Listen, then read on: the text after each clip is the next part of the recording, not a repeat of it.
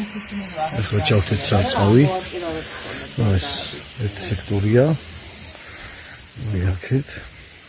ჩართულია. ისინი რეგულირდება მოკლედ აი ესე. აი წევიდან თავი აქვს. და ესე თავზე რეგულირდება. აი ესე.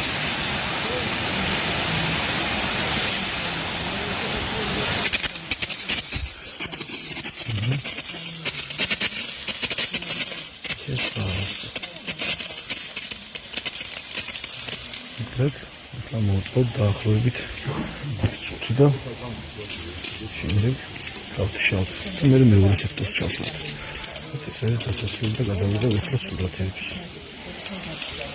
და საღამოს შემოთავაზებთ რელსის სახით მთლიანად თავის დამუშავება, საწავის სისტემა, დათესვა, დატკეპნა და შემდეგ დასასრული.